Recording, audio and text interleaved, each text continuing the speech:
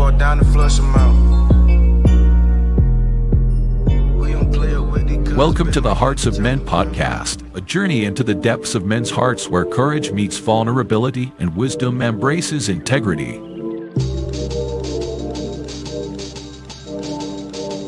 In a world that often measures a man by his outer achievements, this podcast dares to explore what truly defines a man of character. We unpack the challenges and triumphs that shape men's lives, bringing to light stories of resilience, compassion, and unshakable faith.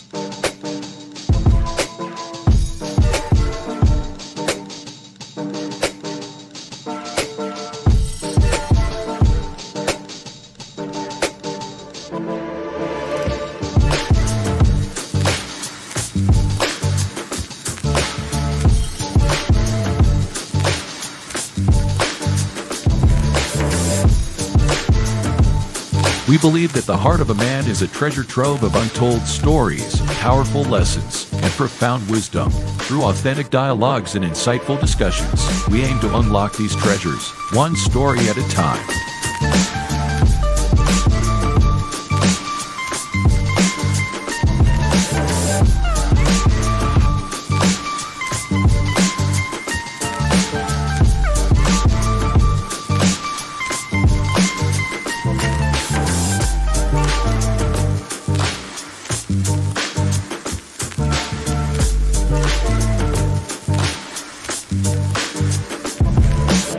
So, whether you're seeking guidance, inspiration, or simply a moment of reflection, you're in the right place. Get ready to be challenged, inspired, and transformed.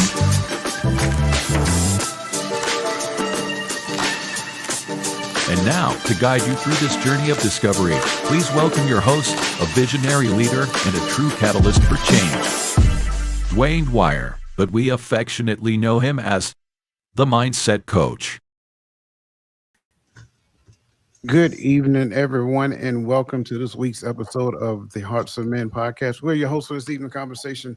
My name is Dwayne Dwyer, I go by the Mindset Coach, and I am joined by, below me, the Uncle Junior himself, Mr. Garfield Martin, the Consistency Coach. Beside him, you have Mr. Tawami Gaddy, the son of Timothy, and the available man. And our special guest tonight is, you guys know her, Miss Lisa Keys, the voice of reason, the host of the Hearts of Women podcast. So that being said, everyone, how are you doing on this beautiful Friday evening? I am doing well. I'm doing rested, and I am looking forward to the conversation. But overall, how I'm doing great. I'm in a good place right now. I love it. Friday, y'all know I'm happy to be here. I could say this evening to chat up with my brothers and my sister.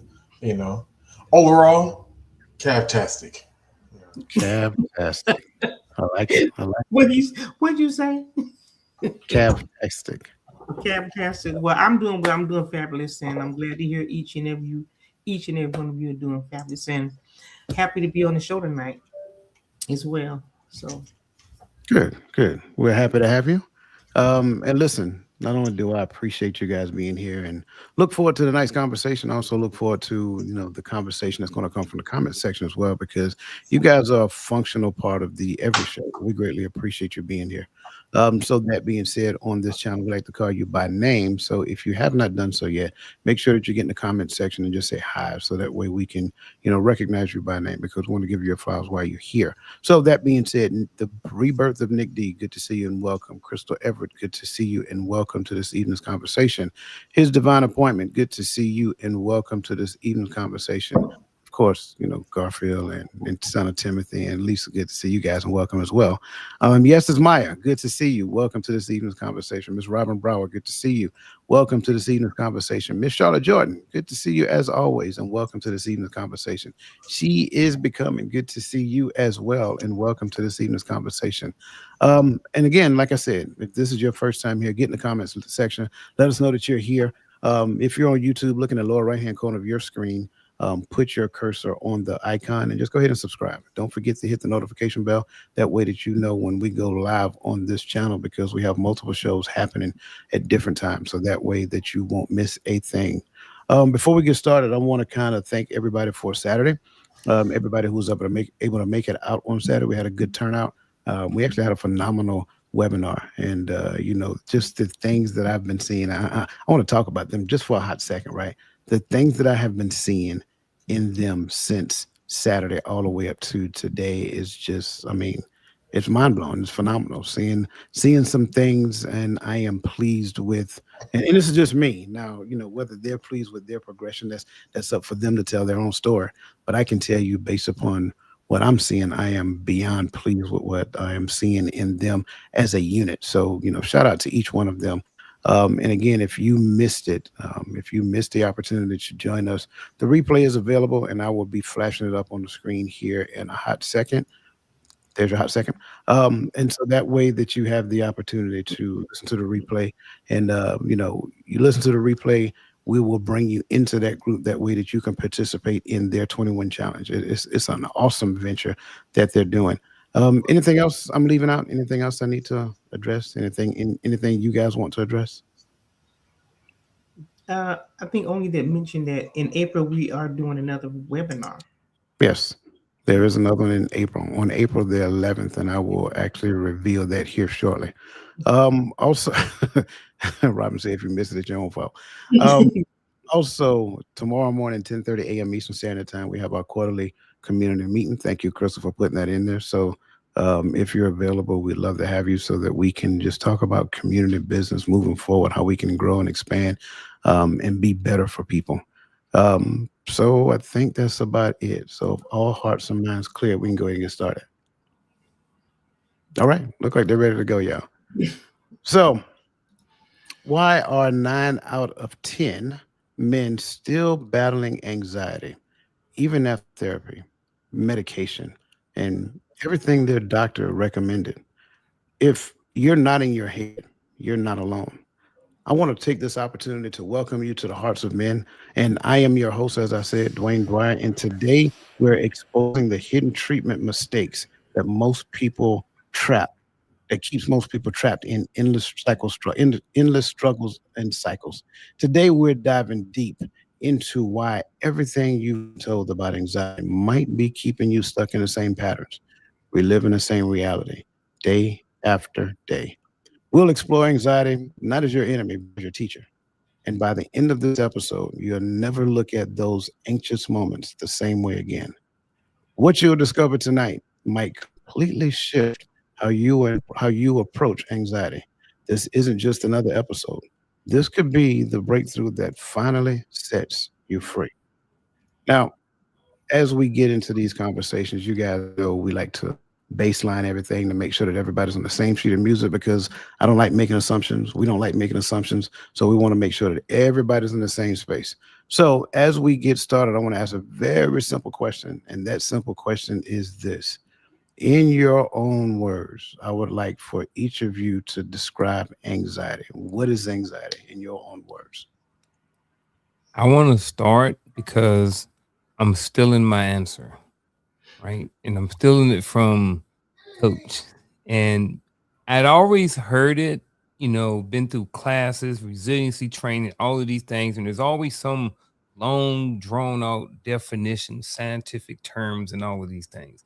But I do believe that last week you said something as simple as anxiety, I'm paraphrasing, is the fear of what is going to come, like the fear of the future, something like that. So for me, that really set in to the point to where I can even remember it from last show. You know what I'm saying? So for me, that is as simple as I can get. And that was really simple and profound and the easiest basic way for me to understand it, so it took me to 50 years before I really got it. So that's my definition. There we go. I'm gonna simply say mental prison.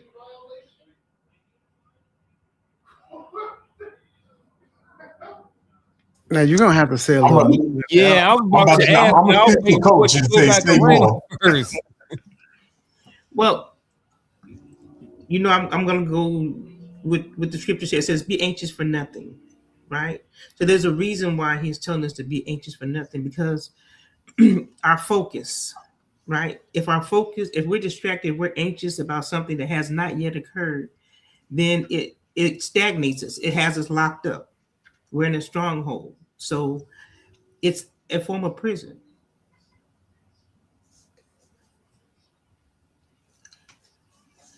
I like it. So for the record, on the Hearts of Men, that's the one day I get to be the one to go scriptures. You know what I mean? I'm joking. I'm joking.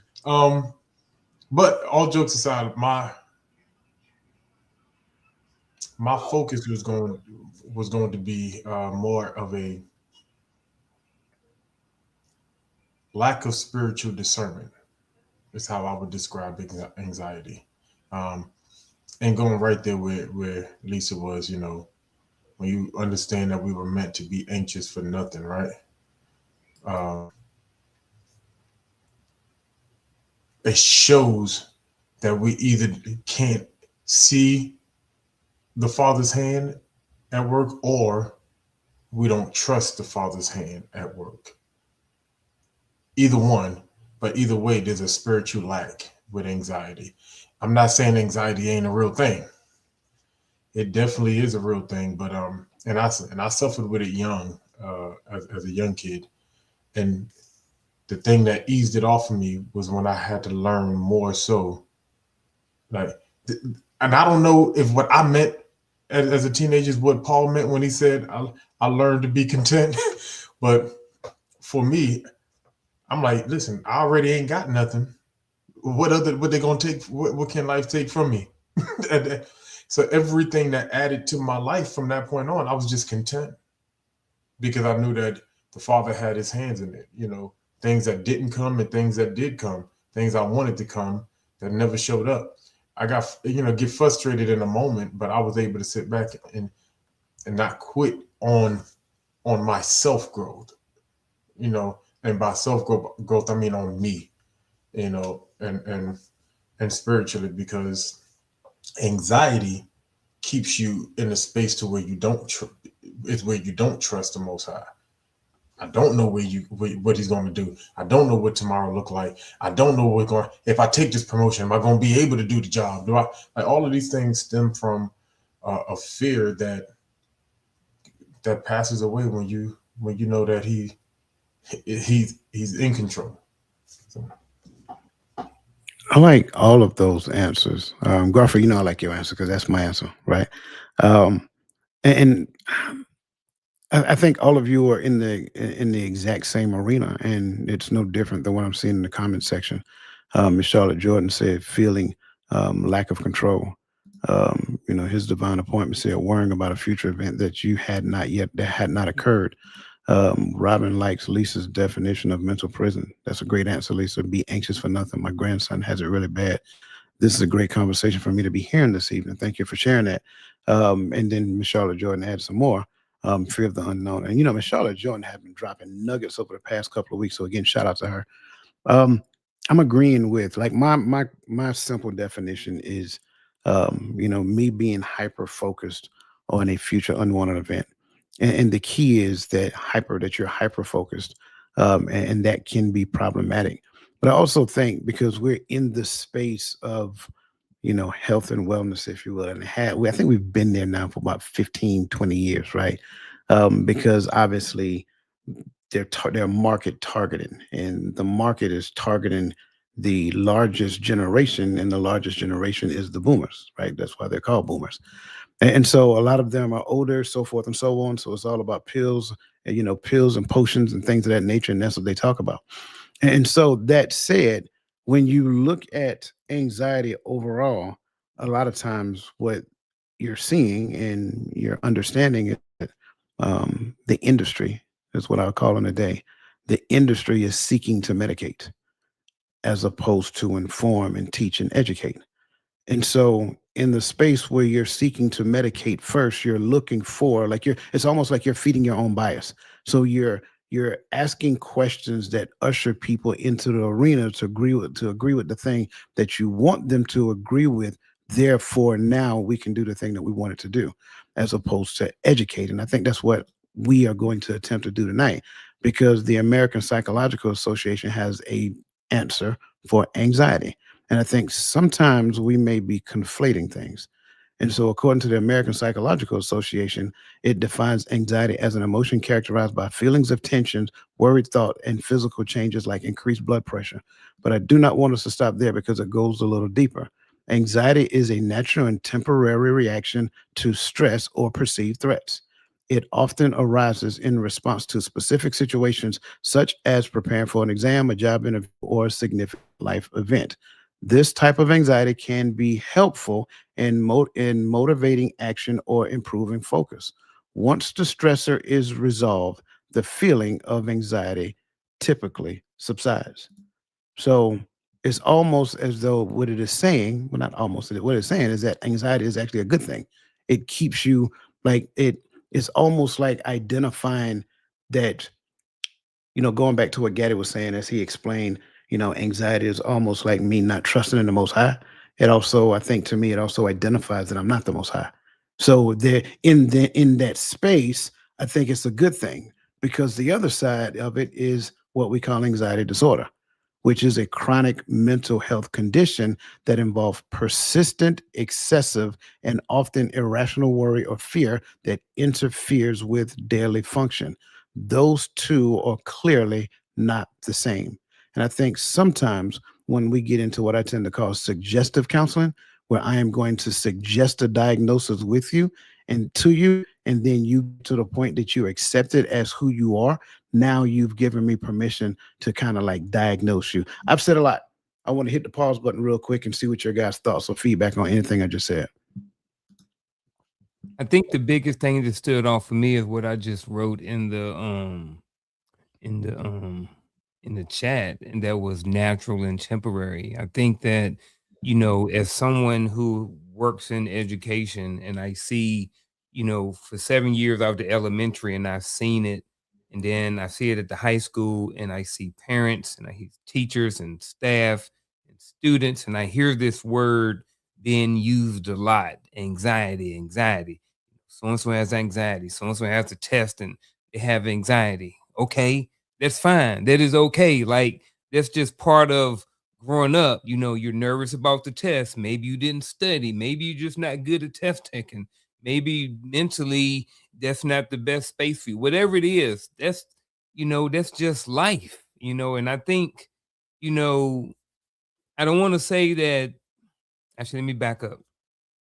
I think, like you said, those two things are really important. And I think that that's what more people need to understand, whether or not they're actually listening to this or just in general, is that anxiety is normal and it's temporary. Like, it's okay to feel a little something, that little whatever you feel before you take that test that you need to get your real estate license, or you about to hit that PR in the gym, like all of those little things, that's normal. You know what I mean? So I think for me, I wanted to highlight the fact that those natural and temporary things is something that applies to all of us. Yeah, and I was sitting here in thought as you were speaking on that one, because I never looked at, what I used to just call just my nerves being the same as anxiety, right? Because I get it, by definition, because there are some physiological effects when you're in your nerves, right? Because your heart rate goes up, so it fits in definition. But I never thought of it in the sense of being anxiety. I just felt like your nerves is bad, because you're about to step into something new, or you about to go take an important test, and you want to make sure you retain the information, and those things tend to start like that last week of studying for exams. You cramming, not because you ain't read over the information, because you don't know what you don't remember. So I gotta make sure, and And you're right, that is a space to make, because there's a difference between, I think those kind of nerves allow you to continue to be a steward of things, right? Those are that's the reminder, hey, because sometimes my alarm goes off up here before it goes off on my phone, like, hey, there's something to do. All right. Hey, we got to get, something's about to shake. Hey, half the time I got an alarm set to log on here to be in the back office, and half the time I'm already sitting in my chair when they go off, right? So those nerves, I do see what you. I do agree. Those nerves do remind us that we're not in total control, and then it also reminds us that, you know, how to maintain stewardship over whatever it is that we got going on. You know, so that's my only thought there. I just never really considered it as anxiety, but I like it. I like the distinction in identifying between the two, as Yeti was unpacking, because it does make you think about how you are responding, and actually the benefit of having that that temporary anxiety. So it helps you to identify, to not only not to trust in yourself, right, but to also, in the example of a test that you're taking, right, to prepare for a job or whatever that may be, it helps you to, you know, not to focus on yourself, but okay, you have to focus on yourself. So let me not say that. You have to focus on yourself, but it helps you to identify that I'm not doing this alone, right? I think that's what it is. And the other aspect where it's more clinical, you know, I think it's important to make those distinctions because, like, they are inflated. You know, we do use the term so loosely, like Garfield said. A lot of people say I'm anxious because of this, or I have anxiety, and they adopt that term anxiety and not understand what it's doing to them. So those are my thoughts. I love it. And I don't want to give partial information for anxiety disorder to make anyone feel like I'm trying to usher them into what I'm thinking. So the rest of the anxiety disorder, like we read before, anxiety disorders are chronic mental health conditions that involve persistent, excessive, and often irrational worry or fear that interferes with daily functioning. Key features is anxiety disorders are marked by persistent and recurrent anxiety that is disproportionate to the situation. They prevent individuals from fully participating in life, affecting work, relationships, and overall well-being. And anxiety disorder often includes physical symptoms such as rapid heartbeat, sweating, dizziness, or gastrointestinal issues. And people with anxiety disorders may avoid situations that activates that trigger, that activates the trigger of their symptoms. And so I think it's important that we understand that. And again, first, as we continue this, I want everybody to understand that we are not licensed practitioners, and we do not, we're not responsible for issuing medication or things of that nature. So if you're listening to this and you think we're telling you to stop taking your medication right now, wrong. That's not what we're saying. We're saying understand the difference between anxiety disorder and anxiety. And if it were me and I'm seeing a professional, I am going to ask them questions because I think that's one of the most important things that you can do. Be educated about the thing that you're dealing with, and the proper person who can and should educate you is the person that you're going to see. So I just want to put that disclaimer out there before anybody takes something that we're saying and go make a irrational decision and say that, oh, well, Garfield said I don't have to take my medication anymore. No one here is saying that. Just want to make sure that that's clear. So want to greatly appreciate everything that you guys are saying. Thank you for what you're saying in the comment section. This is a team we didn't hear coming up, maybe because we didn't push through life. I'm gonna be Just in your turn. Oh, okay, gotcha. Okay, no, absolutely right. So this is a term we didn't hear coming up, maybe because maybe because we had to push through life no matter what. Absolutely. And let's just look at it from this perspective. The price of medication is not feasible for people who are in, and I'm just going to say what it is, people who are in low-income environments, right? If insurance didn't cover it, I'm out of luck. And got to realize insurance costs money. And oftentimes, we didn't necessarily have the insurance. No, you're fine. We didn't necessarily have the insurance to cover certain things. So we had to pick and choose the things that we went to the doctor for. So yes, thank you for saying that. Let's press forward because we got some things to cover here, and I think it's going to be good. First and foremost, I want to start off by saying anxiety isn't a disease. I believe it is your soul's GPS system recalibrating. Now, I know that may sound a little far-fetched, but let's just kind of roll with it for a second and see what happens. Anxiety is not a malfunction, it's a message. It often emerges when your current reality no longer aligns with your soul's evolution. Now, Garfield, you kind of made a comment in this, and you made a comment in the comment section, and you said, "What do we do with those thoughts? What decisions do we make after that?" Right? Well, I think you're spot. I think you're in the right direction. Anxiety isn't the dizziness of freedom, according to Soren Kierkegaard. About 31% of U.S. adults experience anxiety disorders in their lifetime. That's nearly 1 in 3 people. So that said, the questions that I have for you: if anxiety could speak, what would it tell us about the life we live versus the life we are called to live? I ask it again. If anxiety could speak, what would it tell us about the life we live versus the life we're called to live?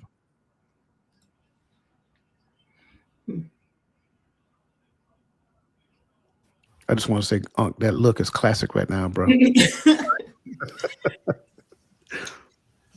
I think I'm tapped in, bro. hey, I can. You look like it too. I can see it. So I think if anxiety can speak, it would be the conversation between your calling and your safety net, right? So I like you said, the life that you live in versus the life you're called to live. Because sometimes the life that I'm living is my safety net. Like you said before, I'm trying hard not to trigger that response that happens when I get anxious, I get nervous, right? It's the reason why people like me will never jump out of an airplane, right? It's because I don't want the problems. My heart rate gonna be beating out of my eardrums, right? I just can't do stuff like that. But if that was my calling, like me and anxiety would be having a long conversation. I'd be like, "Hey, bro, but I gotta do it." And anxiety be like, or we can go sit our butts down somewhere, you know. But then on the flip side, when we take that other approach, that temporary approach to it, anxiety is that thing that's saying, "Hey, this is our calling, and this is what we're gonna do. So if we just gonna jump out here and do it, let's make sure our static line is hooked up. Let's make sure we remember to do the right things, you know." So, but it's going to be the thing that to keep you on your P's and Q's. It's going to tell you, hey, in order to walk in your calling, you have to make sure that you're in alignment with what you're supposed to be doing. When I used to when I had to prepare a sermon, nerves get bad. Like I said, it's just my nerves, right? But what was anxiety telling me in that moment? It was telling, right, you have your notes, you know where you need to go. How about you make some highlights before you get up there, make your mark so you know your points that you want to hit. You want to make sure these are your non-skippables, right? These are the things that kept me and all that the nerves helped me continue preparation up until the point I asked everyone to open their books, open their Bibles, right? So I think it's two different conversations. I kind of like where he went with the two different conversations. How you ended with that, because that's kind of maybe sort of where I want to kind of pick up. So if anxiety could speak, what would it tell us about the life we live versus the life we're called to live? I think so. Here's how I look at it.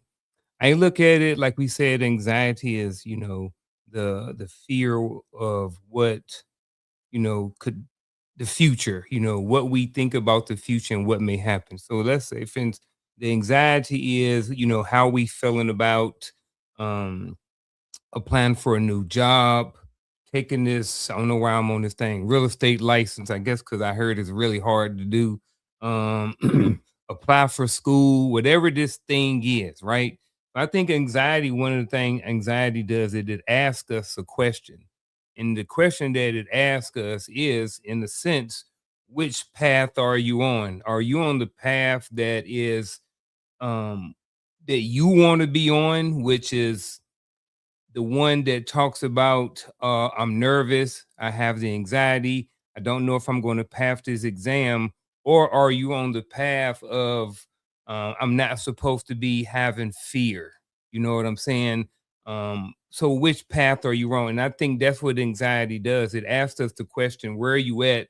Which path are you on? Do you align with this or do you align with that? So I think that's kind of where I want to pin it right there. I think I had a little bit more in my as I was thinking it out, but I think for right now, I think I'm okay with this, but I may circle back around to it and add more to it later. I like everything that I heard, but it made me think about anxiety, and I think I want to answer this from this perspective, right? So the question was, can speak would okay, call me for your life. Okay, so I think it will say thank you for making the adjustments, because anxiety is something that I dealt with a lot. And it's actually my focus for we're doing a 21-day challenge, right, with each other. And anxiety is that was something that it was self-induced. And it was because it was something I didn't quite understand yet. I'm learning more and more. And I'm so thankful that I am. So I think it would say to me that stop living and reacting to these external demands. I think that's what it would say to me, because if you don't, you cannot realign. So I think that's what it would say to me. I like all of that. And as I'm listening to it, it's see, questions like this really make you redefine your definition. And that's why I love it, right? And so it's not that my definition would change, it would kind of expand. And I think that's kind of like what, I'm hearing everybody say, because I view this question as kind of like layered. The first layer is me looking at the life that I'm living. Anxiety doesn't show up if I'm living in my comfort zone, because I'm doing the thing that's comfortable for me. But once I step outside of that comfort zone, now anxiety shows up, because now it's making me not only either redefine my identity or it refines my identity. One of those two things, because it's making me look deeper and search deeper and all of that other.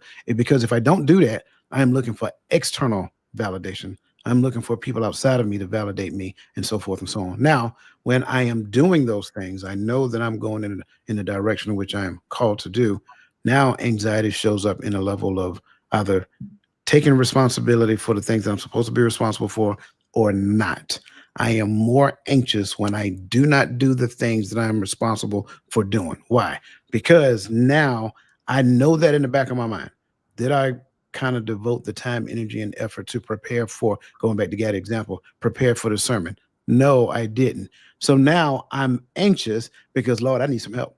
I need you to show up, not just the way that you're going to show up anyway. I need you to show up to kind of, I know I did wrong. So now you back there praying and meditating, all kind of other stuff before you go out to the sermon, because you didn't properly prepare. So I think anxiety shows up when you don't do your part. Something I learned a long time ago when I was in the Army from, I think it was Russell Benton. Russell told me, he was like, my chief then. He told me, he said, look here. He said, the Army is easy. He said, control the controllables. I was like, what do you mean by that?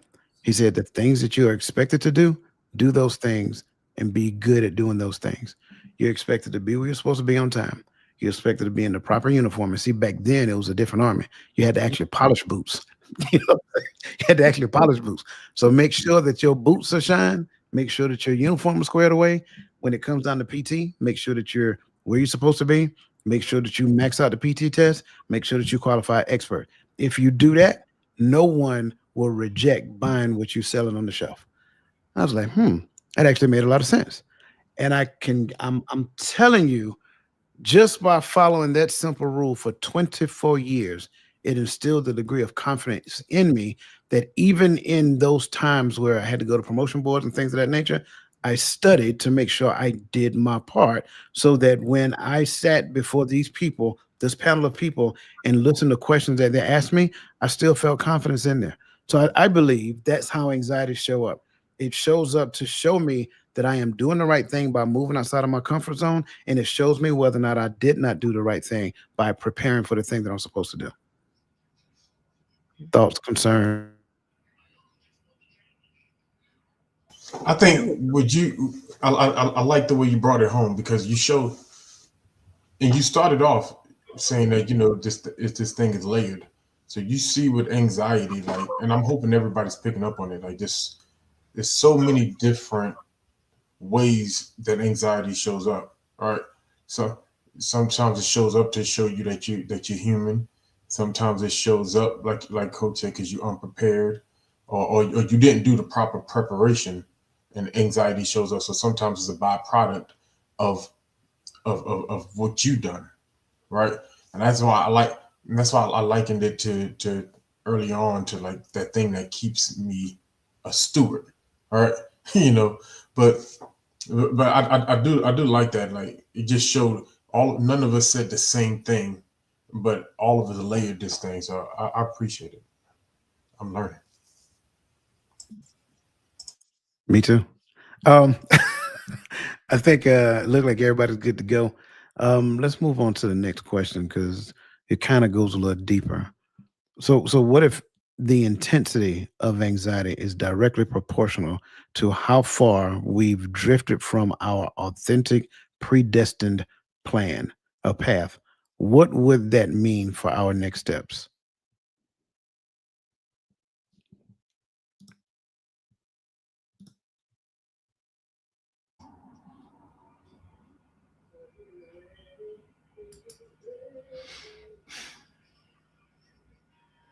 I think it would mean that it's not random. Anxiety isn't random. It's rational. Um, and then I think it would cause for a urgency to correct something immediately, to immediately correct it. So I think, okay, so let me read the question again. What is the intensity of anxiety directly proportional? Yeah, I think there's going to be a need for urgent course correction if this is the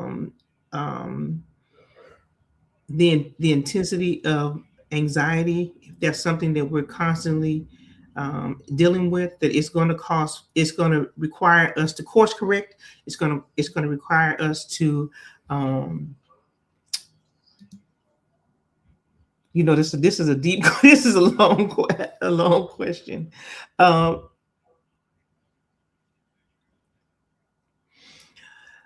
gonna stop right there. I'm gonna let somebody else add to it.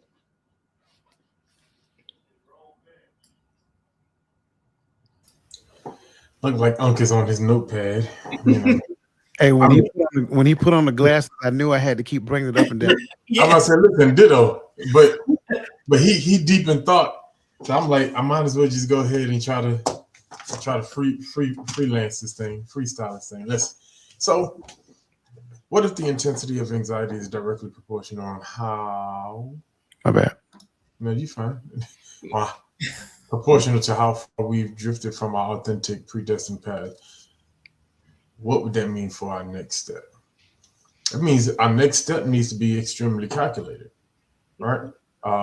Meaning, because we're talking about authentic, I can't hear things like predestined path and not think of the architect of my life, the author and finisher of my faith. I can't speak for everybody, but I know I can speak for my brothers and sisters. But with that, I'm looking at it when I say calculated. I'm looking at it as I really need to take a pause. Yeah. I really need to take a step back. Correct. Then I need to realign my everyday life back with the Father, right? Because we can travel on two parallel roads at the same time. That's our universal road, fear God and keep His commandments, and then that's our individual roads, which never separates us from one another, nor as long as we're all staying connected to Him. But I think when we in the conversation that we're talking about when I'm reading this question, it's like I'm going this path, and there's something in this path that either scares me, worries me, or I just didn't want to do. Because sometimes we just downright disobedient. It is just called a spade, and so I go right instead of staying straight. I go right, and now, in order for me to get back on course, I need to get back into fellowship, and that's staying on this road of obedience. And in that fellowship, then I'll find my way back into my predestined life, the things that He is aligning for me to do, the responsibility He's requiring for me to take, the things He's requiring for me to say and study, read, all of those things, not whichever, all of those things, so calculated. Yeah, I wanted to add to that to what Gaddy was saying before Uncle Junior jumped in.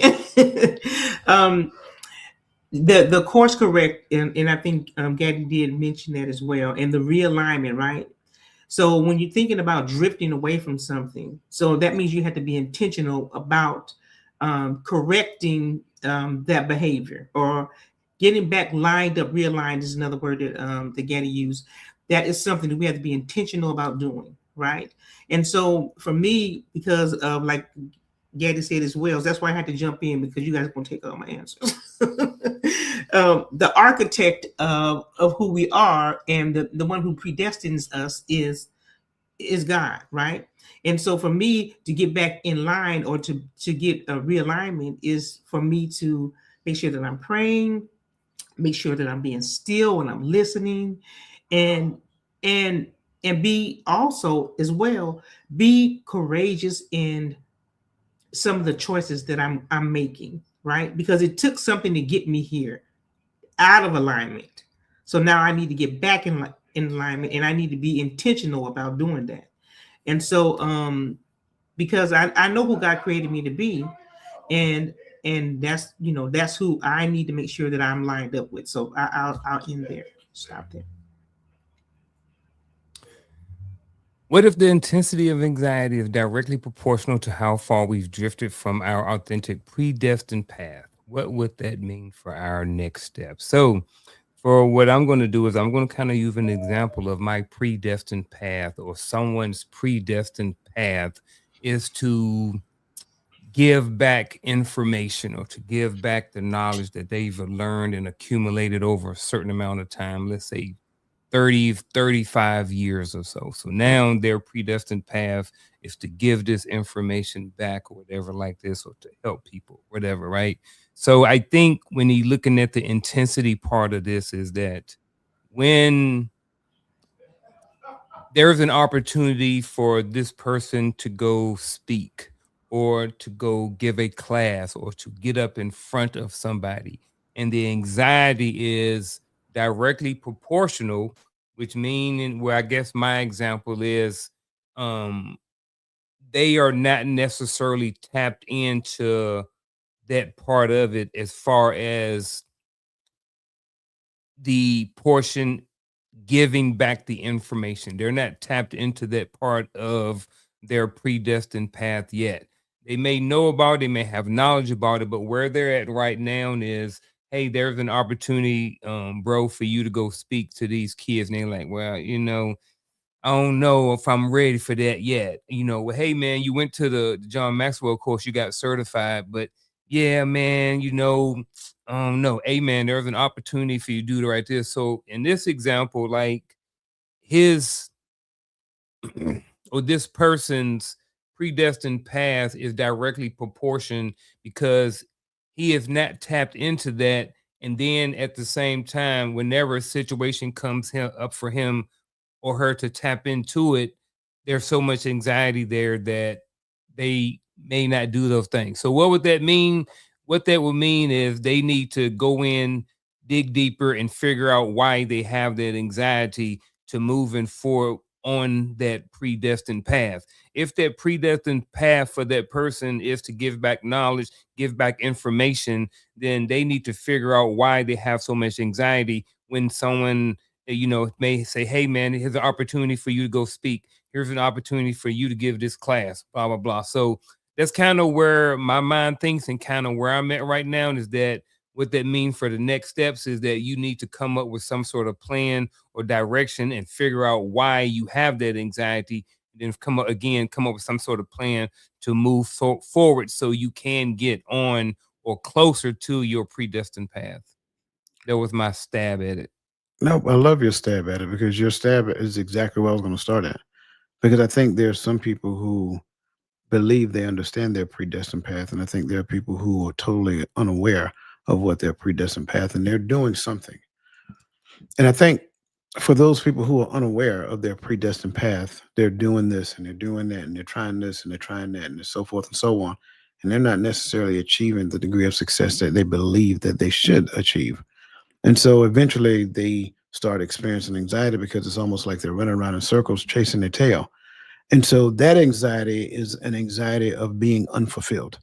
They're doing a thing, but it's almost like something is missing. It's like something in them is missing, and it doesn't feel good. Like they're, I'm like, it's like the LL Cool J song, right? When I'm alone in my room, sometimes I stare at the wall. It's like that, yeah. So that's a feeling of unfulfillment that creates anxiety within that person. That person needs to sit still and know that I am the Lord, right? They need to sit still and pray and meditate and listen. Quiet down the hustle and the bustle of everyday life, the busyness, which we always conflate and call it business. Sit still, be quiet, pray, meditate, and most importantly, listen. We're praying, we meditate, but then we get up and go back to being busy. We don't sit still long enough to listen. Prayer is a conversation, right? It's not just I want. No, it should be a conversation. We feel that we should do all the talking, but yet the most profound words that you'll ever hear is the words from the Father. So sit still and listen. He already have a knowledge of what you want. He know how you feel right now, because you're doing all of the things that you weren't created to do. So sit still and listen. For the person who believe they have an understanding of their predestined path, sometimes what we'll do is we'll add our own good ideas to the path. Oh, I want to do this right here. This would be great. I just want to add to this right here. And next thing you know, you're on the path, and then you kind of veered off to the right. It's like going down a dirt road, and all over here, I'm from the country, y'all, so don't judge me. All on the side of the road is cornfields, right? So you veer off the road, and you're just mowing down somebody's cornfield. Well, only thing you got to do, two things you do. The smart thing to do is to stop and retrace your steps and go back where you came from, because there's some ditches and all that other stuff. If you keep going, you can't see, right? Retrace your steps, get back on the path where you got off at, and then keep going forward. But some people like to, live life by the seat of their pants, and they just want to turn the wheel back to the left and then just keep mowing down more cornfields until they hit a clearing. I mean, to each his own. But you have to become intentional about getting on the path, because in that cornfield, you don't have the confidence of what is beyond that next row of corn that you're mowing down. So get back on the path, make a decision. Go ahead, Gaddy. I'm sorry. How you know Gaddy had something to say? Have I seen you? Because, oh man. So here's the intentional part, and what you just said. The intentional part is in the listening. Here's the danger, because even when Uncle was talking, I was thinking, do most people even understand what their predestined life is in order to walk in it? Because we're too, and even in our own head, and this can be real, some of us don't know how to shut up in our own head. We may sit there and shut up and sit in quiet, but we're listening to ourselves conversate with ourselves in our head.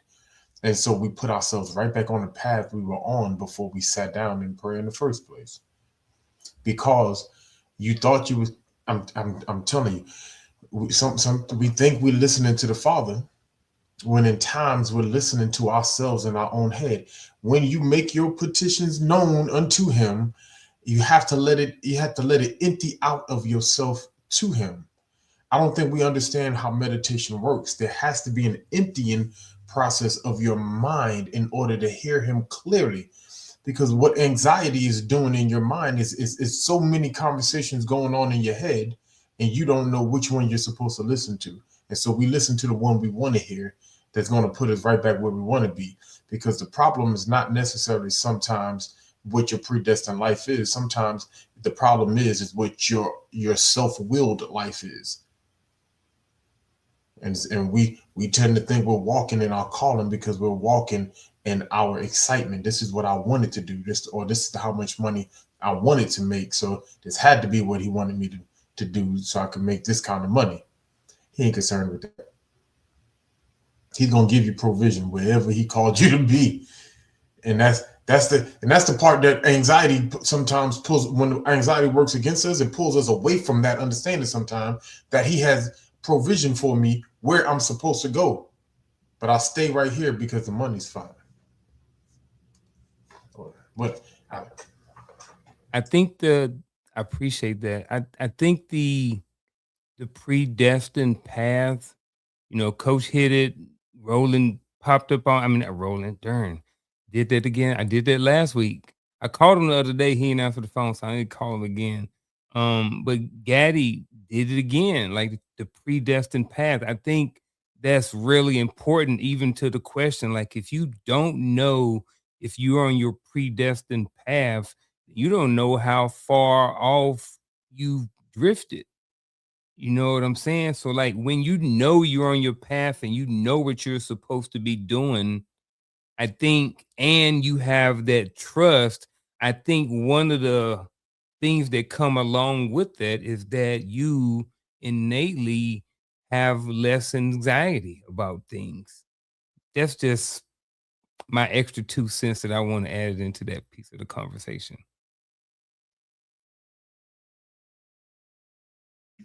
You have something to add, Lisa? I really like where Gaddy went with it, because that's, was my thoughts.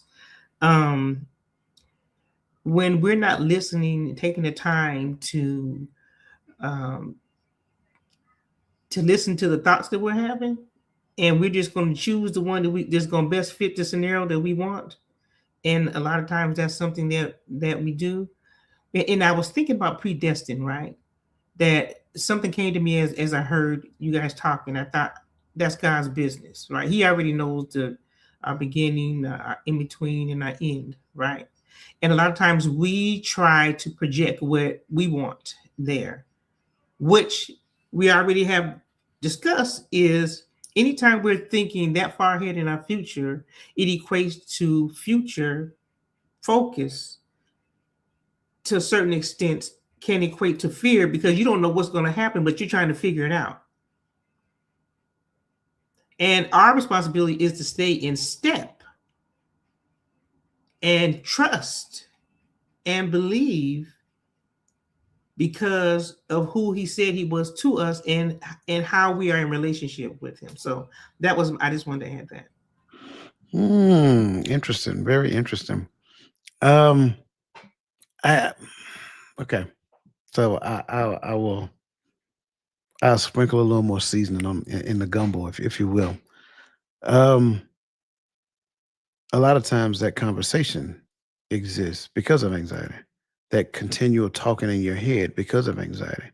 You're not confident where you are. You're not confident where you're going. So you're constantly trying to talk yourself into rightness. It's like talking to a person and you ask that person a question and they go on and on and on and on and on and on and on. And they're like, man, I just asked you a simple question. But they're going on and on and on and on and on because they're trying to talk themselves into the right answer. And that's kind of like what's going on in your head. Like you're doing this over and over and over and over and over and over and over again because you're trying to talk yourself into a space where you feel confident. But then I'll go back to what you just said, Lisa, about the future focus and predestined and so forth and so on. And if I have that thought, not saying that what you're saying is wrong, but if I am future focused, is that not the definition of faith? Faith is the substance of things hoped for. So I must be future focused, but I still have to live in the present. And that's the disconnect. I think some of us are trying to be so spiritual, holy, whatever, to where we want to do the future focus thing, but we don't necessarily understand that future focus faith constitute a present ideology, a present being, a present state of mind, a present execution. Now, faith is the substance of things hoped for, the evidence of things not seen. That's the here and the now. So, sure, I can hope future wise, but there has to be something that proves today that my hope is in the future. That's the key. So I just wanted to add that to it. Again, not saying that what you were saying was wrong. I just wanted to add a different viewpoint to it because I believe that somebody was like, well, I should be future focused. Sure, but you must be in the present as well, living the future. And that's a whole nother conversation. I'm not finna get into all I'm that. about to say, we got to turn the corner. I'm not going to add to it, but I was going to, I think it's important to clear that up, right? So you should be future focused. But what I was referring to was that when you're so anxious about what's to come, and you're focusing on that, and your trust is not in God, that's where you go outside of what He is telling you to be hopeful about. Right. So that's what I wanted to add to it. And that's why I said you wasn't wrong. That's why I was and I think there's a fine line, right? That somebody may be seeing in there, right? It's because yes, there's a hope for tomorrow, right? Now, if we be completely honest with scriptures, our hope for tomorrow should have some unified principles in it, because our hope is for what He's promised, right? But my faith is, and this is why it's important to know the testimonies of the saints from yesterday, because those testimonies he said every time he was telling them about trusting Him and keeping His law, He continues to say, remember, I am Yahweh thy God who brought you out of Egypt. Right. And when he sent Moses back into Egypt, He says, tell them that the gods of their fathers you have to draw from yesterday to sustain today and to keep that hope and that faith for the promises of tomorrow. So it all agreed, spot on. Again, I'm not listen. All y'all are right. If I don't understand the Old Testament, the New Testament is just going to be entitlement to me.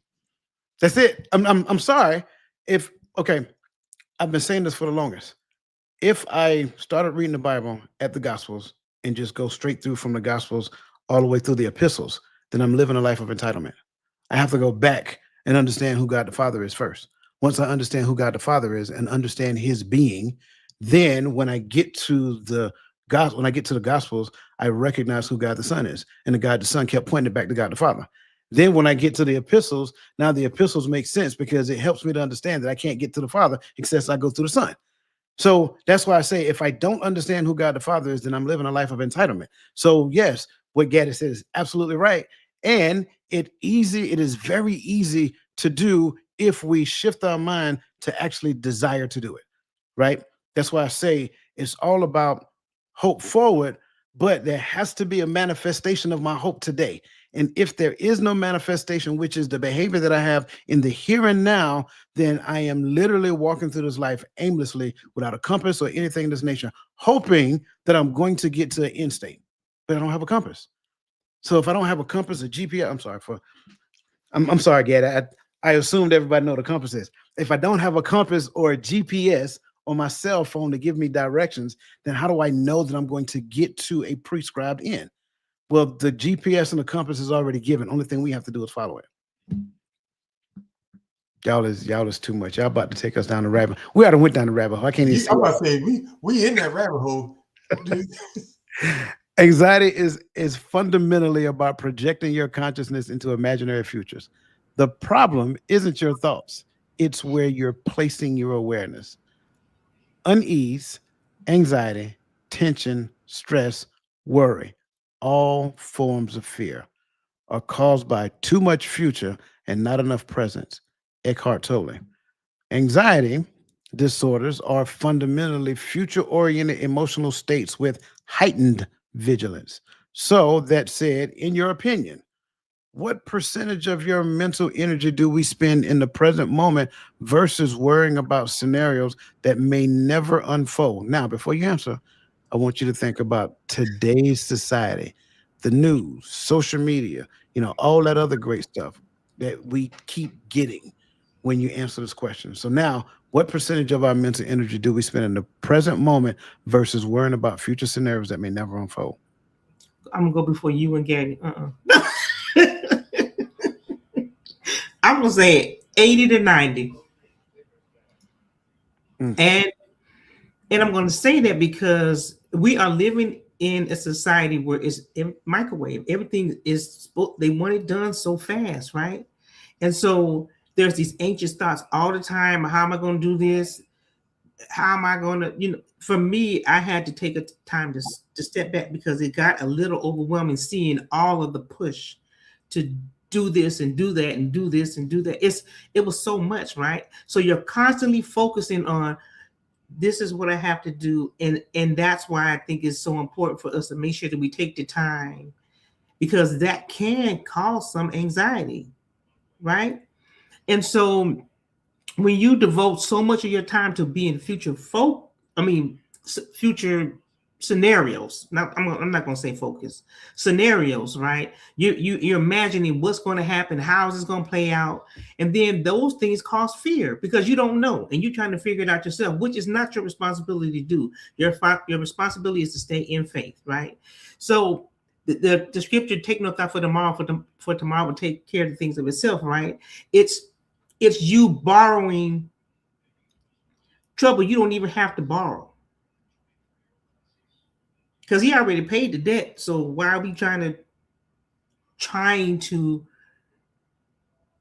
borrow this trouble for the future, right? Because that's what we're doing, right? So because all that belongs to God. It's God. The future everything belongs to him. Time, he exists, permeates throughout time. So I think that is a part of what happens when we are investing so much emotions into everything that we're doing in today's society in social media.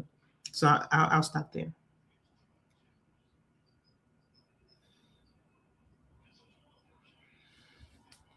Ooh, I like this question. I remember back in 1999, there was a lot of anxiety and worry because people thought that once the end of 1999 was over, and 2000 started, the clock was going to do this, the world was coming to an end. I've seen, people get worried over, Nostradamus predictions of, all of these different things. And one of the things I've noticed is that people worry a lot about a lot of stuff that is just basically out of their control. As I look across the internet sometimes and I'm scrolling through, this platform or that platform, and then I hear, politicians and people start talking about politics and stuff like this, and they're worried about this and then they're worried about that. And so for me, in my opinion, I think what percentage of our mental energy do we spend in the present moment, um versus worrying about scenarios that may never unfold. I think that, you know, a lot of people spend a lot of time in this space, and the reason why I say that is that if you looking at the outcomes, if you was really, I'm not trying to be negative or to anybody or anything, but if you was that worried about X, Y, or Z, Why you ain't saving no money for the future? Why you ain't, I don't know, building you a bunker if you think the world is coming to an end, or, why you ain't, whatever. Why are you not doing these things? You're spending a lot of time worried about X, Y, and Z, but there's no action behind the anxiety or whatever it is that you're worrying about. So for me, I believe just what I look at sometimes. Maybe I'm in a different space or whatever, but I think a lot of times people spend a lot of mental energy versus, I think people spend a lot of time in mental energy worried about a bunch of stuff that they can't control in the future versus the amount of time they spend in the present moment. So I don't know. I guess if I'm gonna give a number, I want it to be higher that they spend worrying. So more than 50. I want to go. Let's try 80%. I'm gonna go with a high number. I'm gonna go with 80%. Well, you're close to Miss Charlotte Jordan. Miss Charlotte Jordan said 90. Go ahead, Gary. 90. Yeah. Excuse me. I was gonna say, and I'm thinking of the way you phrase it, it would be 2080, right? And so I'm going to 80. I think Lisa said something about 85 and 90. I'm right there, because energy do we spend in the present moment versus worrying about scenarios that may never unfold. We live in a fear-centered society. Everything. This is why we pay these high premiums on insurance. It's why we on all kind of insurance, right? Because we focus on what could happen. It's the fear. That was the concept of how they brought about the Social Security when it came around. Oh, because there ain't gonna be nothing for you to retire off of, and all these 401ks crashing and all this other stuff. So you're gonna pay into your own retirement. Now they're telling us ain't gonna be enough money for us to retire. All right. But if I've been paying into it, why there ain't no money? This should be money for me. That's why I got a Social Security number, but my number on it. That's just my rant on off to the left. My bad. But it's just everything in our society is fear-based. News is fear-based, right? If you go back and you watch the movie Birth of a Nation, right, the original, the resurgence of the hypervigilance against when it came to racism during that time was built off of the fear that a free black man was going to do something to these women, right? It's fear. That's how they thrive. That's how they drive behavior. That's how they drive markets. It's all off of fear. Everything we do, all these investments and everything is about tomorrow. Nothing is about what. Think about it. Outside of the extremely rich people, the rest of us, we're spending all our good years working and saving and preparing for tomorrow to enjoy maybe 5 years of it. Because the goal ain't for you to live too much longer after you retire. That's not their goal. They don't want you to live another 60 off of their dime. They want you to retire and go on, what they say, and go on to glory. That's what they want you to do. And that's it. That's the reality. And so it's all fear-based, and they got you preparing for something that's never gonna come, that may never come, right? And we still living it. Oh, we're gonna go into this. Oh, this is gonna happen. Look what this politician is doing. They're gonna do this. They're gonna destroy this. And we live in these fear cycles, and we never get out of them. Every time one leave, another one come. And I don't want to keep veering off because it's something else that's going to probably lead us into future questions. I'm a hush. No, you're good. You're good. I think, just to get after the question, for me, I'm at the 10-90 ratio. I think we spend about 10% in present day and 90% in future worry, simply because a lot of what you just said. But the issue is, I believe that anxiety dissolves in the light of present moment awareness.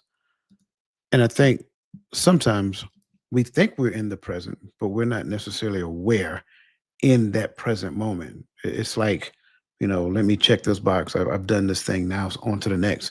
Well, at some point, I have to be present in this moment. One of the bits of advice I found myself giving here over the past couple of days is that remember the emotions that you're experiencing right now in this accomplishment. And then when you move on to the next accomplishment, carry that emotion with you so that when times get hard, those emotions can actually help you through those difficult times. And I think when we do not appreciate the current present moment, what we do is we allow those positive emotions that actually help us to understand the things that we can do, achieve goals, so forth and so on, have positive experience with people. We don't carry that forward. We leave it in the past and we move forward the same slate that went into that positive moment that we experienced.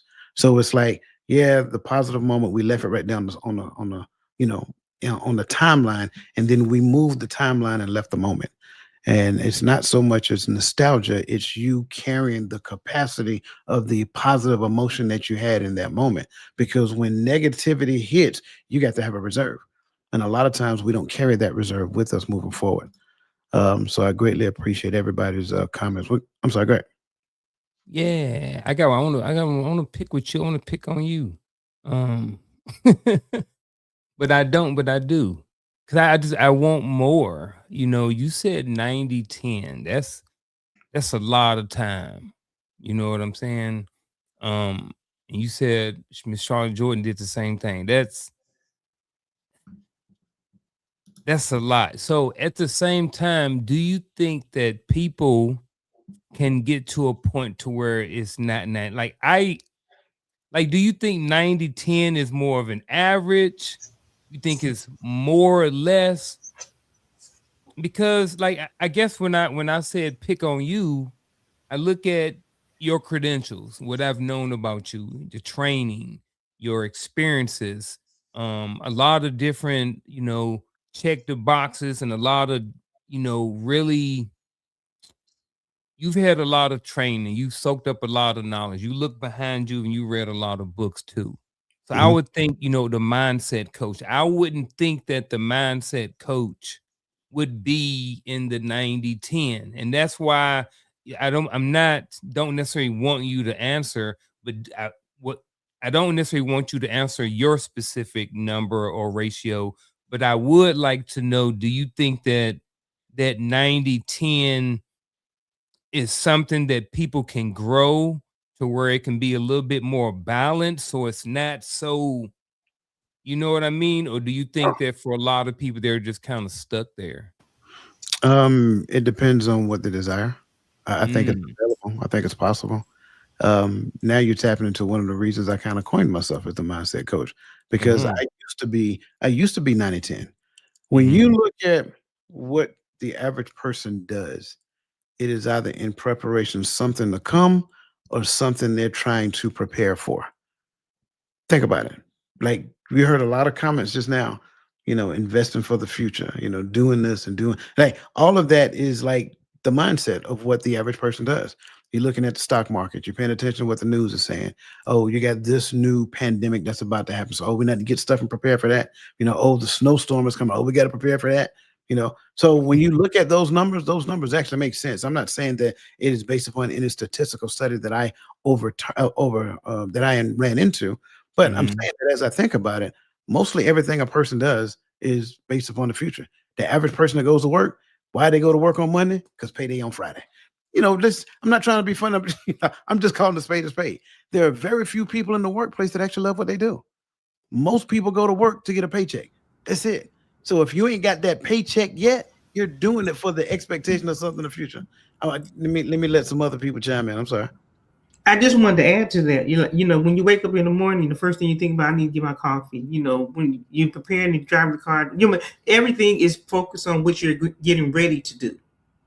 So I understand. I think I understood your question when you were like, "Can we make it more balanced? Can we be more in the present in those moments?" I believe that we can, like Coach was saying, but it takes a lot of intentionality. Like before you decide you're going to go to work, you're going to sit there for a moment Maybe have a brief conversation, with your mate.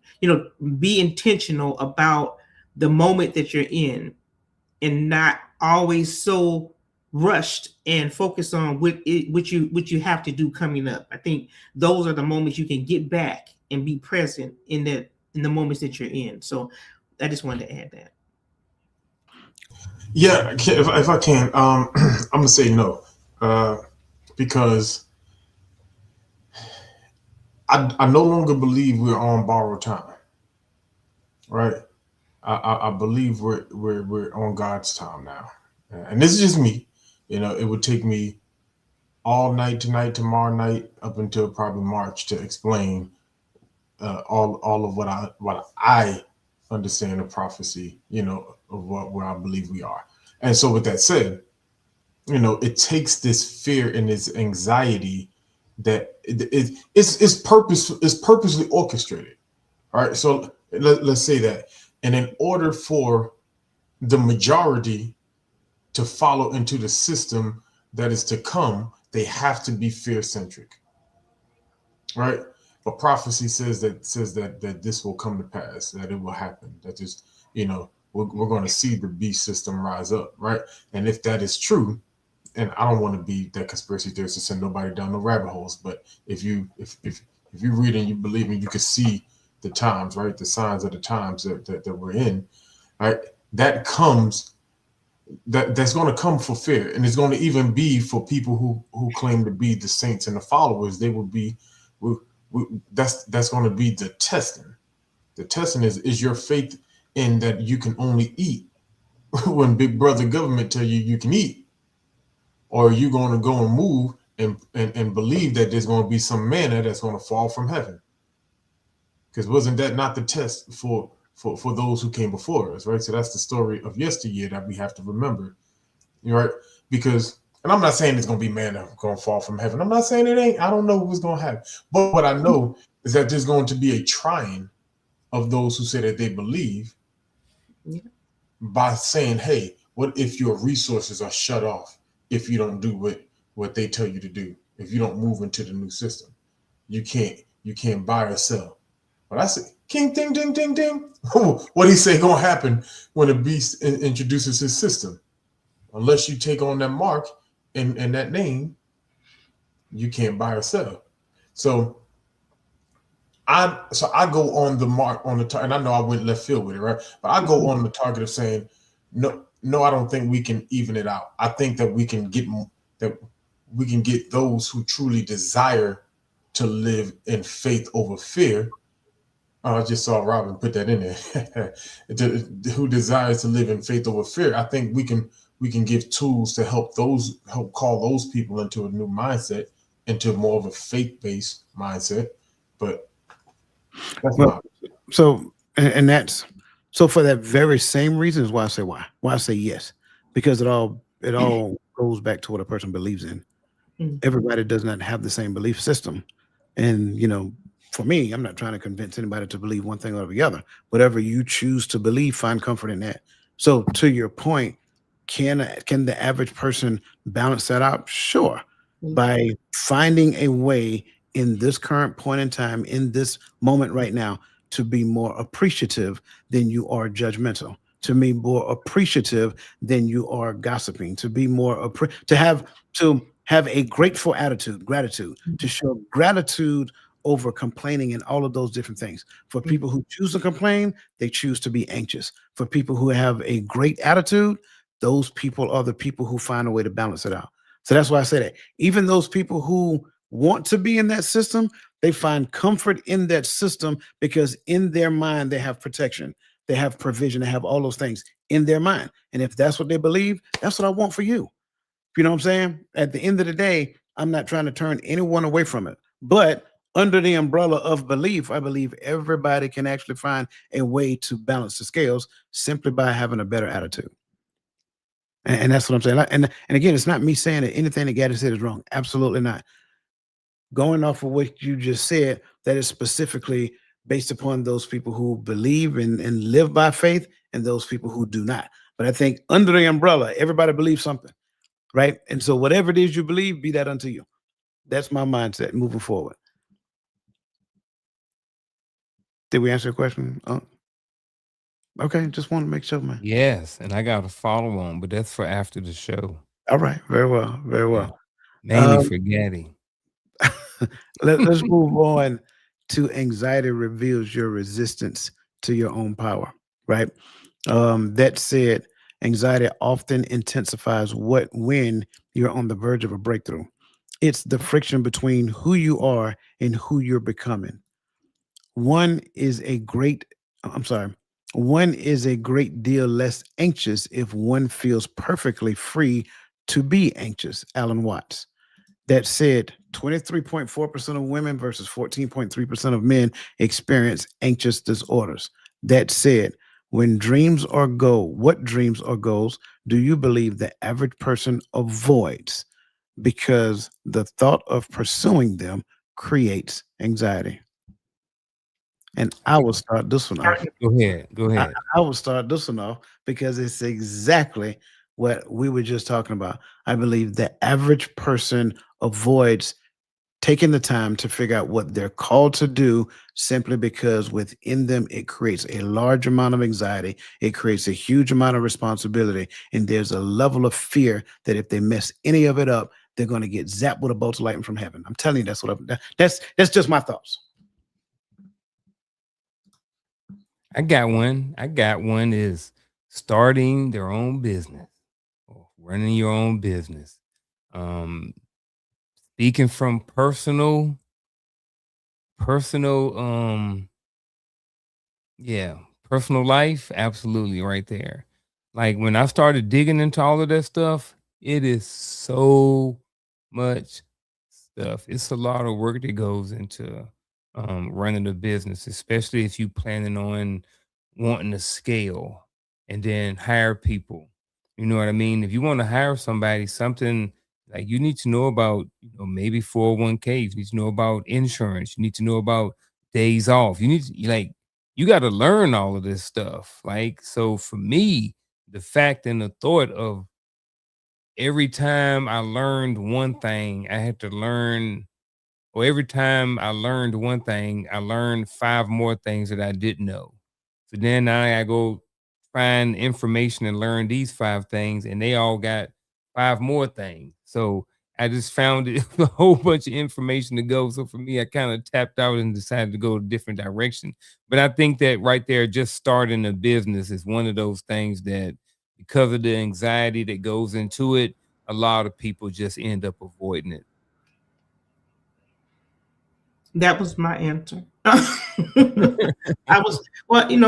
I have my own business, so I know the ins and outs and the it's a lot. So I think that when you get started, you have these anxieties about risk, the risk that you have to take, and you have to be vulnerable as well, because in this, you stepping out in faith, you have to trust God in it.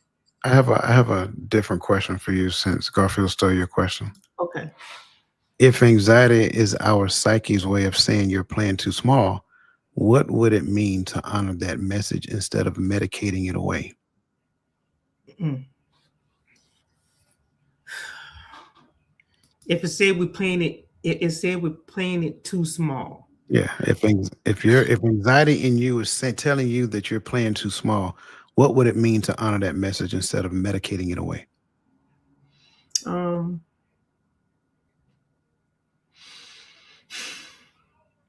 Trust God, because he's equipped us for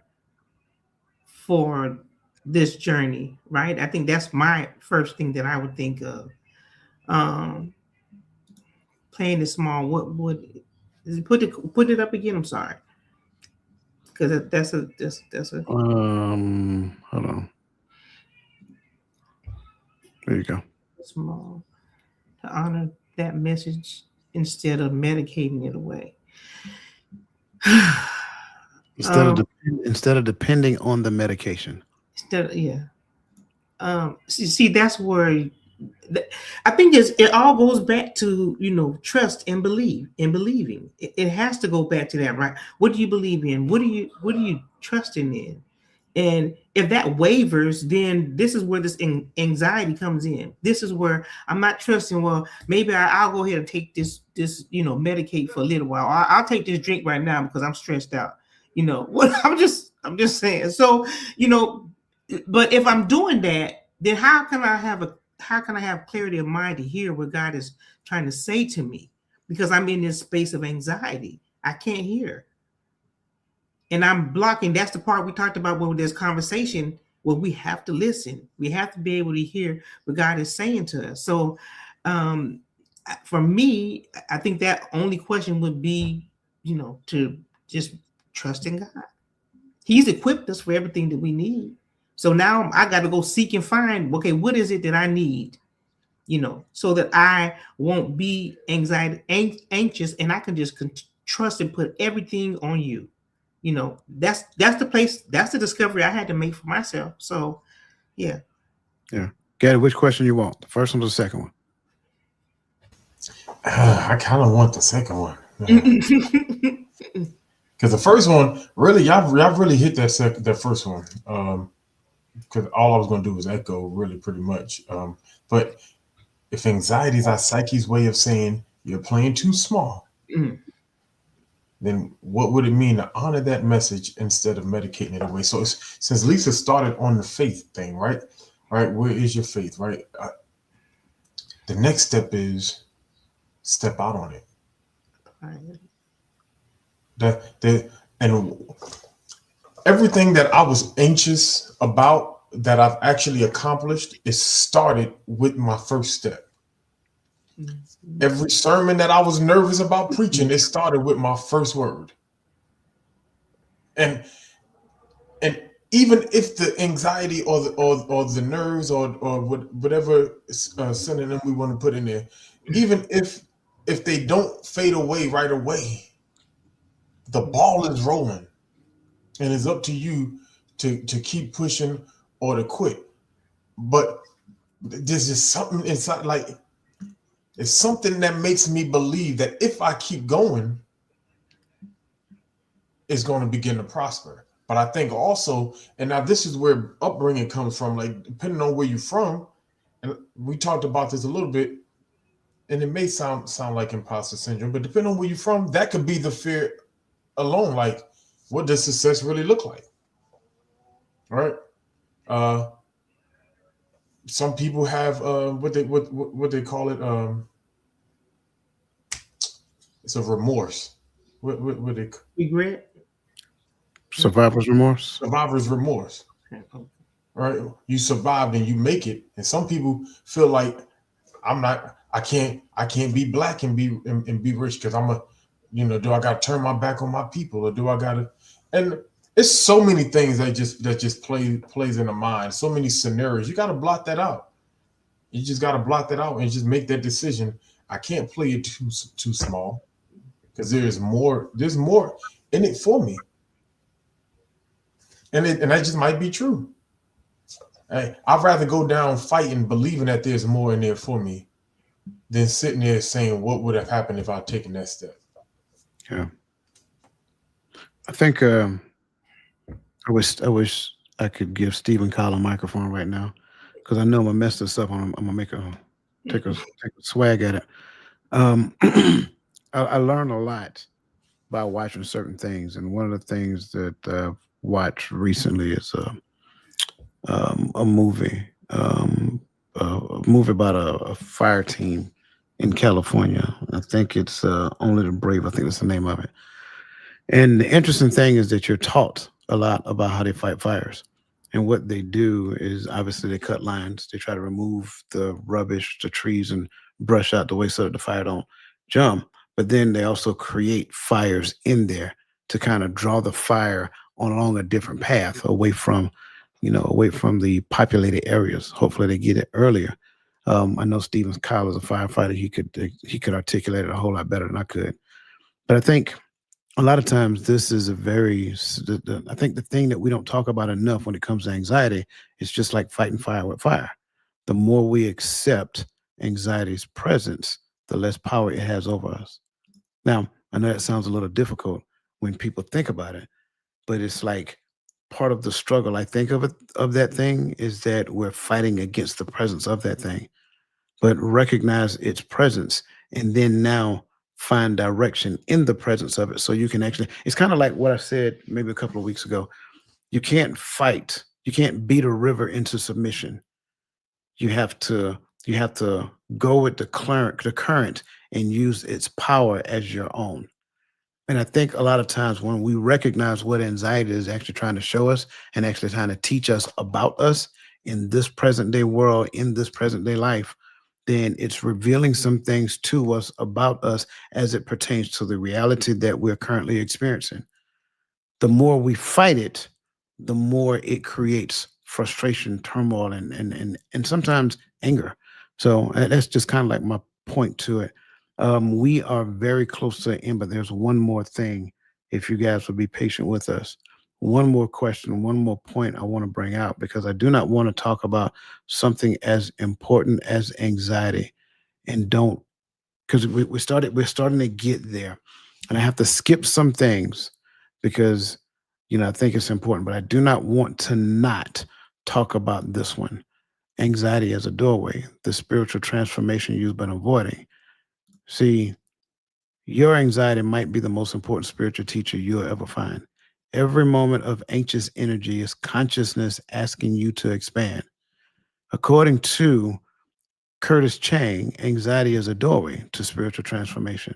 That said, almost 32% of adolescents experience anxiety disorders.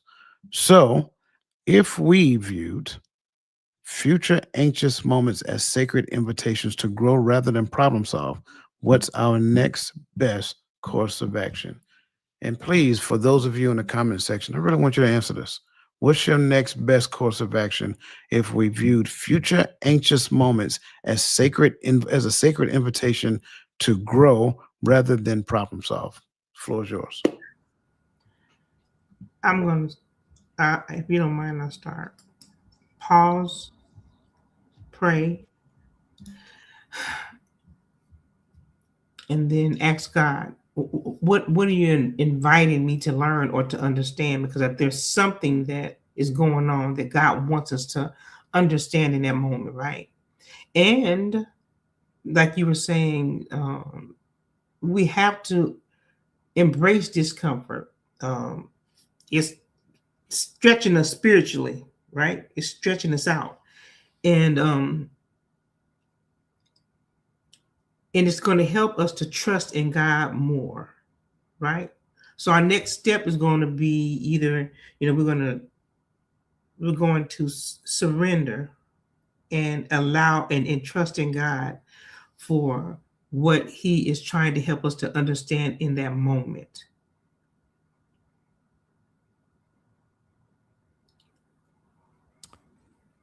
What is it? If we view future anxious moments as a sacred invitation to grow rather than a problem to solve, what's our best course of action? When I see sacred invitation, I can't help but to think about embracing that. When you think about something that's sacred, something maybe from your culture or something like that, it's almost like you want to embrace it. So I think the first thing we do with all of this is we embrace it. And then I think the next thing we do is tap in.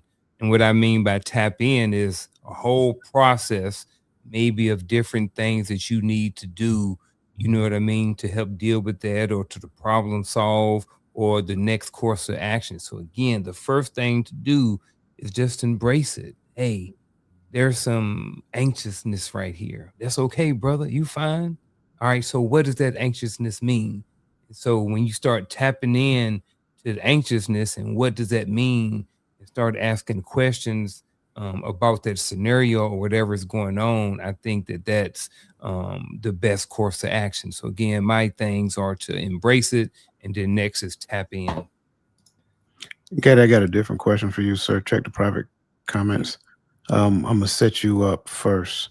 I think if we viewed future anxious moment as a sacred invitation to grow, one of the things that I need to understand is that what is in the future for me to do, the present person is not the person that's going to do it. I'll say this again. Whatever I'm supposed to be doing in the future, the present version of who I am is not the person to do it, which means now I do not have a choice but to grow. I'm solving the wrong problem. I am trying to solve the problem of what I see coming in the future, but the problem that I need to solve is the one that is preventing me to be the person to do the thing in the future.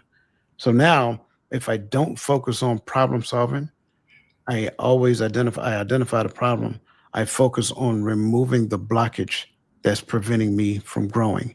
Then I can get to the point of becoming that person.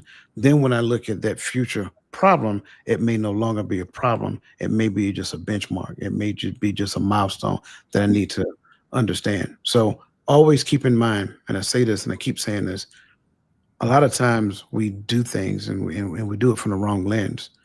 My future self is supposed to be the one that's giving my current self, my present self advice. If my future self is the one that's giving my present self advice, he is instructing me on what I need to do today in order to become who he is tomorrow. Now, that being said, Gaddy, you have the floor. Man, this question. Exactly. That's my same reaction when I was reading it. What aspects of your current identity would you need to let go of to step through the doorway that your anxiety is showing you? Sometimes the answer to this question may be a complete makeover, a complete identity shift. Sometimes, depending on, because some of us been working on ourselves for a while. Some of us have been dropping some things for a while.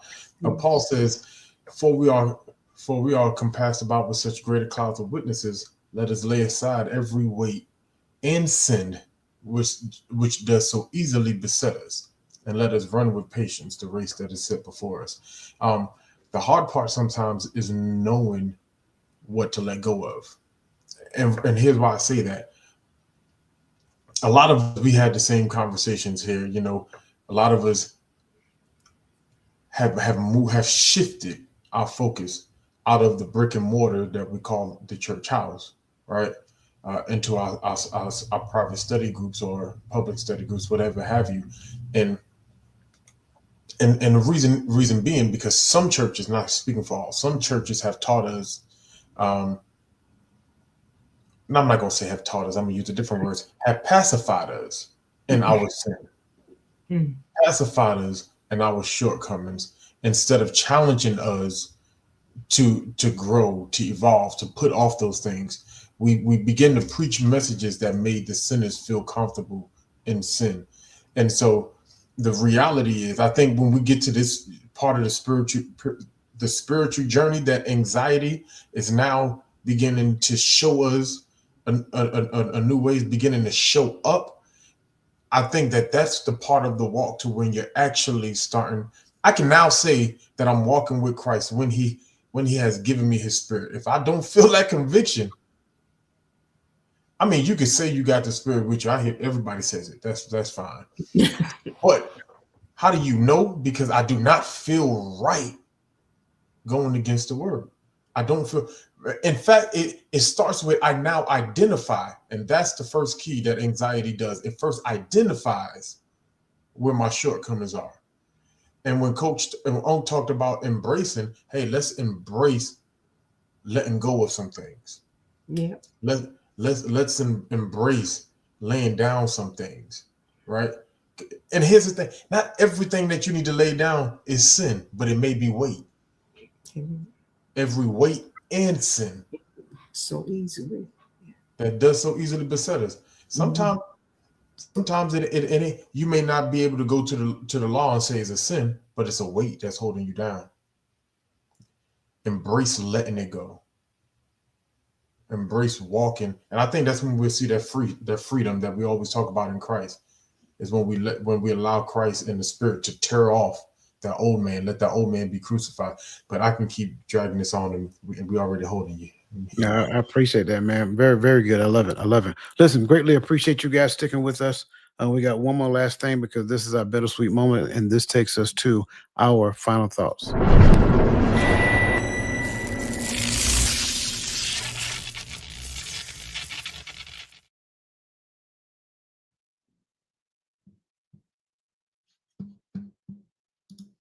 You're muted. Thank you guys for this conversation. I really enjoyed it, and I'm going to continue to focus on this. But I think that if I can leave a thought with you, is that we can't figure it all out. It's not for us to figure it all out, and I think that's where we will allow anxiety to come in, not the anxiety that moves us forward, but the one that keeps us stagnant. So we can't figure it all out, and we don't have all the answers to all the questions.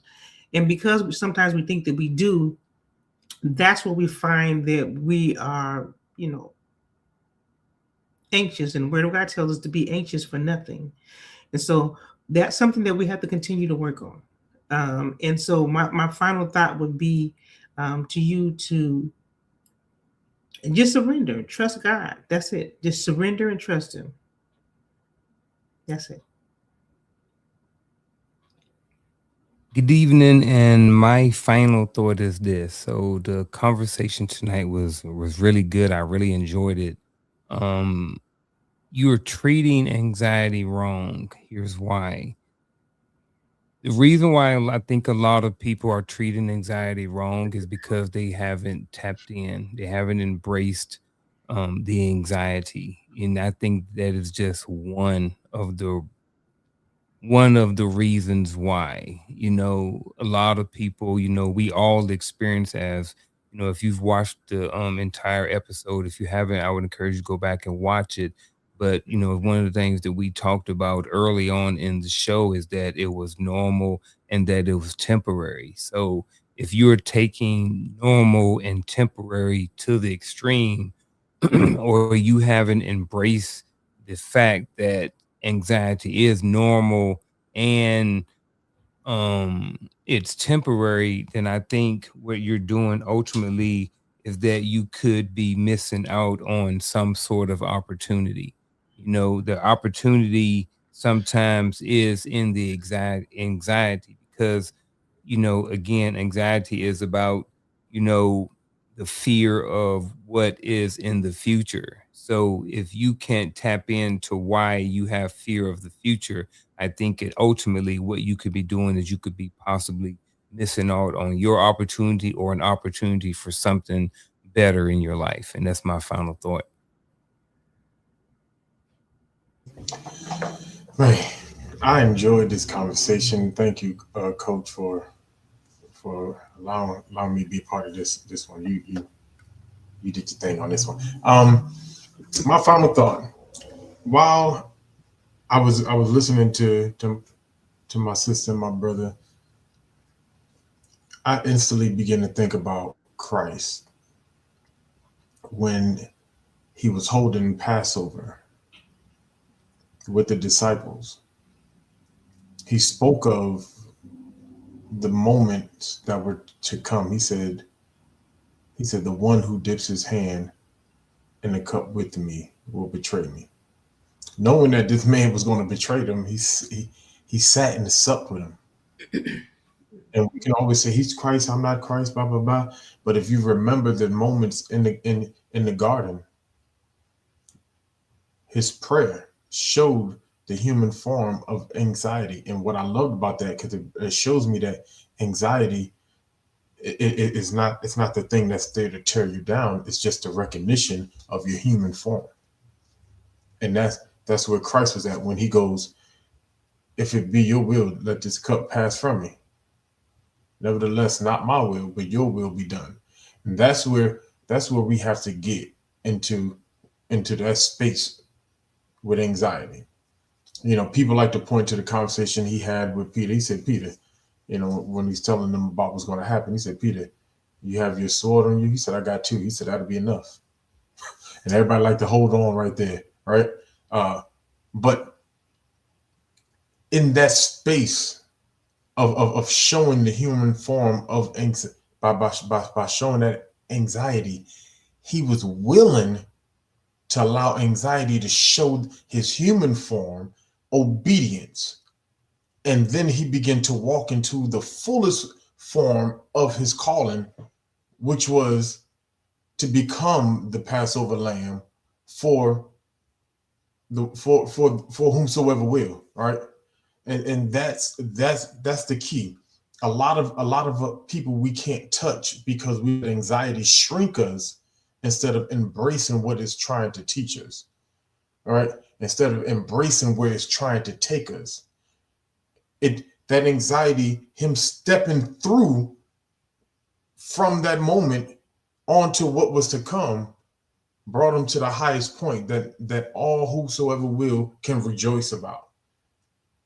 And that should be the same thing in our lives, that the body of Christ shall be able to rejoice because you are walking through the anxiety into what the Father is trying to show you, into everything that is kept from you by hiding behind the shadow of anxiety. So, I mean, that's really all I got. Let's just keep the faith. Let's stand strong. But I think we're stronger together, and we can lean on each other even in those moments.